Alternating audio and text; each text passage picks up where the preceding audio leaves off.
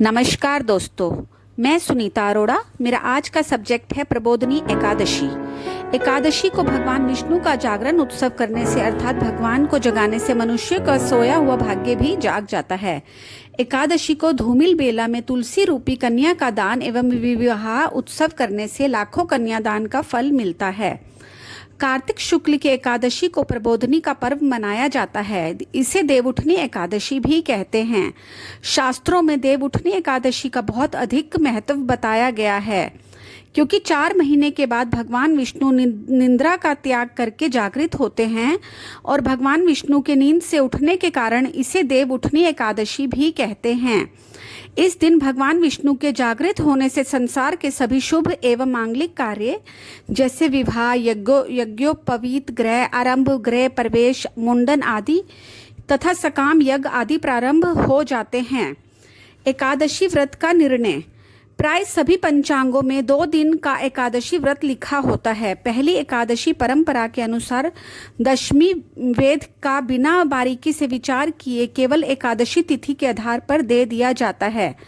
दूसरे दिन की एकादशी में सूक्ष्मता पूर्वक बारीकी से दशमी तिथि का विचार करके शास्त्रोक्त निर्णय दिया जाता है। शास्त्रों का विशेषकर पुराणों का, जिसमें स्कंद पुराण, पद्म पुराण, गरुड़ पुराण, भविष्य पुराण, भागवत महापुराण एवं ब्रह्म वैवर्त पुराण आदि में स्पष्ट उल्लेख मिलता है कि कभी भी मनुष्य को दशमी विदा एकादशी का व्रत नहीं करना चाहिए। इससे बहुत बड़ी हानि होती है। ज्योतिष एवं धर्म शास्त्रों में स्पष्ट किया गया है कि दशमी तिथि 45 घटी की हो, अर्थात अर्धरात्रि तक हो या अर्धरात्रि से 1 सेकंड की भी अधिक हो तो अगले दिन होने वाली एकादशी को वेध लगा देती है। ज्योतिष के अनुसार दशमी तिथि लगभग 6 घंटे पहले एकादशी पर अपना वेद लगा देती है। इस वर्ष 2020 में दशमी तिथि 24-25 नवंबर की रात्रि में 2:43 तक विद्यमान है। स्पष्ट है कि अर्धरात्रि से अधिक है, इसलिए ये 25 तारीख को होने वाली एकादशी को पूर्णतः वेद लगा रही है। ऐसी वेद वाली एकादशी का व्रत करने का शास्त्रों में बहुत अशुभ परिणाम बताया गया है। दशमी विदा एकादशी के अशुभ परिणामों का शास्त्रों में विवरण है। पद्म पुराण में भगवान विष्णु कहते हैं कि मैं 10वीं विदा एकादशी करने वालों को कभी क्षमा नहीं करता।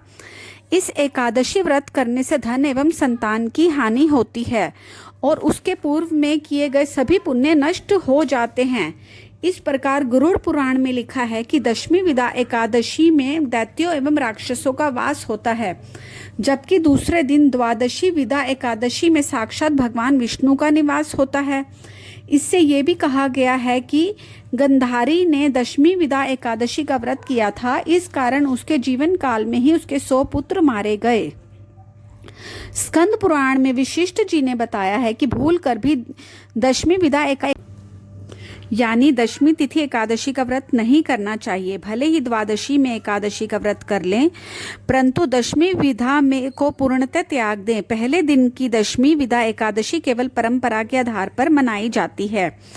परंपरा से एकादशी मनाने वाले दशमी विदा एकादशी में ही व्रत मना लेते हैं। जैसे गवाल एवं अहीर लोग दिवाली के बाद से 11 दिन गिनकर एकादशी मना लेते हैं। उन्हें तिथि घटने या बढ़ने से कोई मतलब नहीं रहता। परंपरा वाले एकादशी वाले शास्त्र ज्ञान से अनभिज्ञ हैं अथवा जानबूझकर शास्त्र ज्ञान की परवाह नहीं करते हुए अधिकतर लोग पहले दिन वाली ही एकादशी मना लेते हैं, जो कि शास्त्र सम्मत नहीं है। यहाँ पर केवल शास्त्र विधि के अनुसार केवल दूसरे दिन की शुद्ध एकादशी का ही उल्लेख किया गया है। अतः गुरुवार 26 नवंबर 2020 को ही एकादशी मनाना शास्त्र सम्मत है। 25 नवंबर को दोपहर 3:57 से रात्रि अंत 5:11 तक भद्रा भी है, जिसका निवास भूलोक पर है। भद्रा की उपस्थिति में भी तुलसी विवाह करना एवं व्रत करना अनिष्टकारक होता है। अतः गुरुवार 2020 में 26 नवंबर को ही देवउठनी एकादशी मनाया जाना शास्त्र सम्मत है।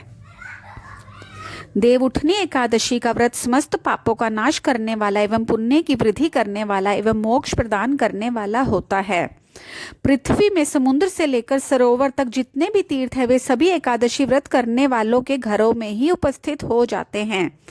संसार में जो भी दुर्लभ वस्तु है जिसकी प्राप्ति असंभव हो, वे त्रिलोक में किसी ने भी नहीं देखा है, ऐसी वस्तु के लिए भी याचना करने पर प्रबोधनी एकादशी उसे प्रदान कर देती है। साथ ही भगवान विष्णु प्रसन्न होते हैं एवं अपनी दुर्लभ भक्ति प्रदान करते हैं। इसी प्रकार प्रबोधनी एकादशी को शाम के समय घर के आंगन में गन्ने का मंडप बनाकर उसके नीचे भगवान विष्णु या शालिग्राम की प्रतिमा को एवं तुलसी को मंडप के नीचे रखना चाहिए। उसके बाद गौरी गणेश कलश का पूजन कर भगवान का आवाहन करके तुलसी के कन्यादान का संकल्प करना चाहिए। भगवान विष्णु के आवाहन का मंत्र इस प्रकार है: आगच्छ भगवान देव आर्चिष्यामि केशव तुभ्यं दास्यामि तुलसी सर्व काम प्रदो भव। इसका अर्थ है कि भगवान केशव आइए देव, मैं आपकी पूजा करूंगा, आपकी सेवा में तुलसी को समर्पित कर लूंगा, आप मेरे संपूर्ण मनोरथों को पूर्ण करें।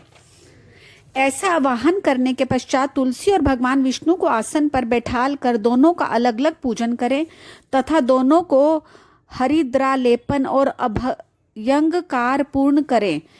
इसके बाद हाथ में कुशा और जल तथा पुष्प आदि लेकर तुलसी रूपी कन्या का दान करने के लिए कन्यादान का संकल्प करें।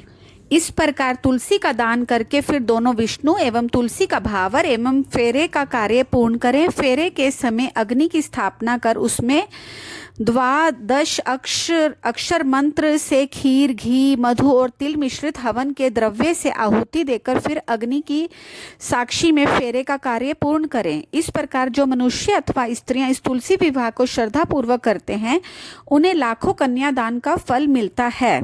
जिस स्त्री की जन्म कुंडली में मंगल दोष, वैधव्य दोष या बंधिया आदि सभी दोष हो समाप्त हो जाते हैं। इस प्रकार जिस पुरुष की कुंडली में दाम्पत्य जीवन कष्ट में हो, मांगलिक दोष या सप्तम भाव पर क्रूर ग्रहों की दृष्टि हो, इन सब दोषों का समन तुलसी विवाह करने से हो जाता है और पति पत्नी का सुखी दाम्पत्य जीवन व्यतीत होता है।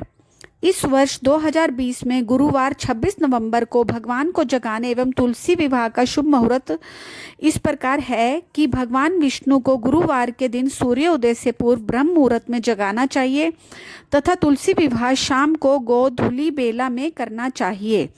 इस वर्ष पूजन करने एवं तुलसी विवाह करने का शुभ मुहूर्त शाम 7:50 से शाम 9:12 तक गोधूली बेला एवं प्रदोष काल में अत्यंत श्रेष्ठ कारक है।